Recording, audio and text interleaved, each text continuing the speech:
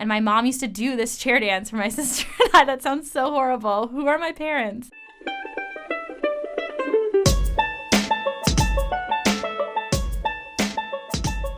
I'm Stephanie Werner. I'm Peter Goffin. And I'm Yasmine Mathurin, and this is A World Without, an audio series about the things that have always been a part of our lives and how they've affected us, whether we knew it or not.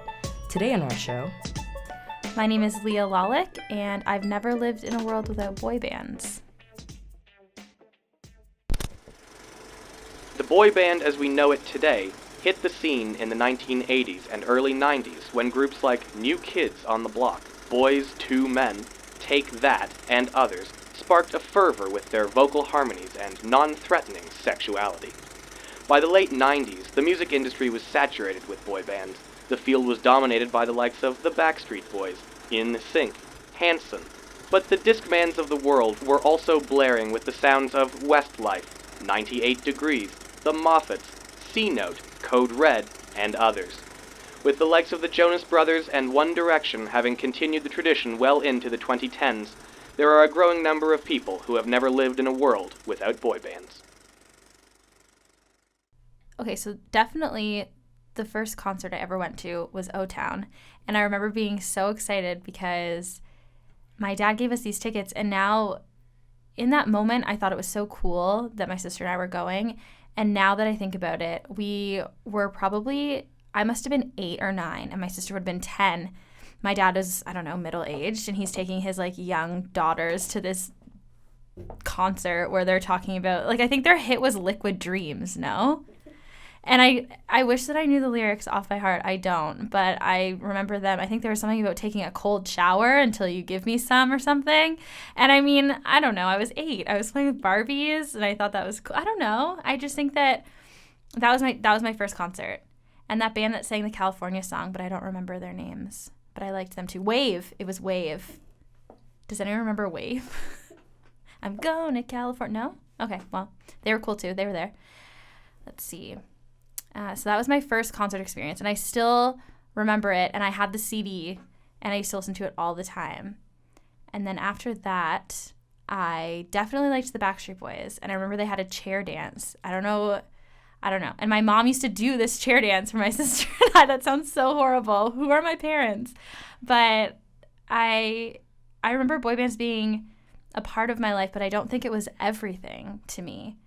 And then you see things like One Direction being a huge thing now, and I just can't imagine being a small child or a teenager or a preteen being obsessed with a band. I don't think I ever had the obsessed factor. That was Leah Lalich with how boy bands affected her life. What do you guys think? The boy band craze is very much of a certain time and place, and none of the three of us really shared that experience. I'm a man and was a boy.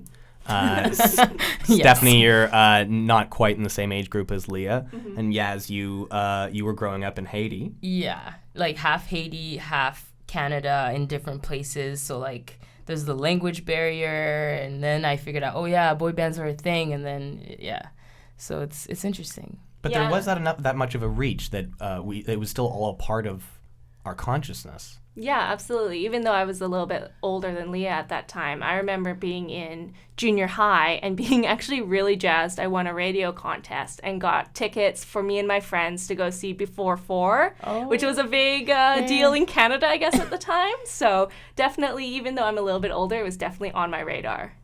Yeah, for me, when I'm thinking, I didn't really think about boy bands because in Haiti, I didn't listen, there's no boy bands. You're not listening to boy bands. And so my introduction to boy bands didn't happen until I think I was in grade 6, and some of my friends were listening to Destiny's Child, and then I was like, what is this? And I didn't understand. I didn't speak English then, so it was just this group of people that looked really cool, and I wanted to be like them, and I didn't know what the hell they were singing about. And that was I guess girl bands first. And then I moved to Calgary, and I started to learn how to speak English, and I was and then that's when I discovered NSYNC and Backstreet Boys because my cousins were about it.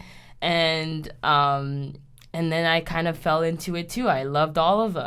And then I started to understand the lyrics too, but then I wasn't really listening. Do people listen to the lyrics? Like back then, did you listen to what you were... No, I would say absolutely no. It No. like sounded cool on the radio, and for me, I would probably have recorded it on a cassette tape off of the Yes. radio because I was that cheap.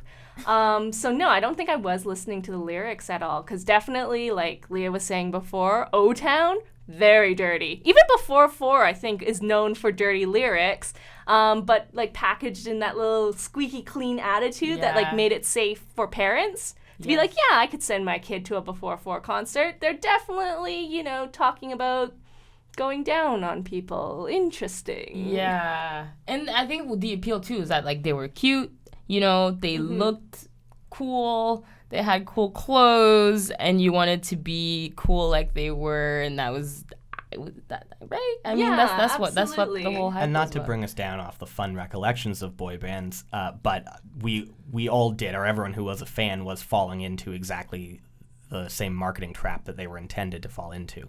Boy bands, I think, we had a big discussion, a friendly debate before the show about how do you define a boy band, because there have been all-male young singing groups for decades and decades, as long as there's been popular music. But one of the things that really stands out about what we consider a boy band is that they are contrived or manufactured by producers. But then when you think about bands like Boys to Men, Right. I mean, like I consider Boys to Men one of the greatest.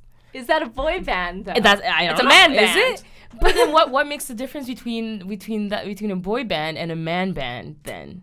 Well, Boys to Men had boys, and they were slowly becoming men. See what you did So there, maybe Peter. it's like an age thing. Maybe we could like put a cutoff on the age of being a boy band. Is Like, that can you what be it a is? boy band in? I forget how old Boys to Men were, but could you be a boy band in your 30s? I don't know. I think it would start to get sad and creepy because they are aimed at preteen girls. Exactly. But then I is think it a that's the genre thing though? definer. But then Boys to Men is soul, right? But Right. then when you look at the other ones, it's pop. It's pop music. Right. Were they aimed at teenage girls, or were they? mean, I I definitely feel like they were know aimed at like a little bit of the grown- olders. But older, then yeah. I think that's only the case when we look at it now. Like when Boys to Men came on the scene, I just feel like it was young teenage girls still kind of vibe to Boys to Men, and Okay, I like could see that. yeah. So I don't know. I think it's interesting to kind of look at that. Like Yeah. I think, well, for me, I think a big definer in terms of boy bands was that it kind of appealed to a coming of age sexuality. And there was very much like the sexual archetypes. Like every single group of friends, even for me, we would pick out our favorite boy in the band. Like everyone would get one. Like, oh, you get the bad boy, and you get the nice boy, and you get the sporty boy. And, you know, it kind of really appealed to these, like, sexual archetypes as you were coming of age and deciding what kind of partners you wanted in life. So there was kind of that interesting development issue kind of there underneath. There was a strong gender divide, which is maybe another thing that is unique about boy bands, is that I feel like they were targeted at a very specific audience. There were other, I think if you go back in time to when popular music was maybe first becoming a very teenage sort of thing in the 50s and 60s, there were all male young groups, but the appeal, although even if it was mostly young girls who liked the Beatles or the Monkees, it was sort of felt across all genders and maybe even slightly older people too. But with boy bands, I think, in their current iteration, it is more young girls. Yeah, and I would even say aiming younger and younger. And now I think you almost see like 6, 7, 8-year-olds at a One Direction concert with their parents, crazy. which is I can't. What? yeah. Your 7-year-old is going to a One Direction Yeah, concert? one of a Facebook friend who still lives in Vancouver, I saw pictures on her page of her taking, I believe, her 5 or 6-year-old girl to a One Direction concert and basically being like, It's madness. yeah, like, I must be the coolest mom. I don't know what I'm thinking. Because I also have to sit through this now. Oh my gosh. And so we can ensure that yet another generation will grow up in a world that has always had boy bands. I Never lived in a world without boy bands. think that's a great way to end our show today. Yeah. Thanks, Peter. Yasmine? This has been A World Without. Join us next week.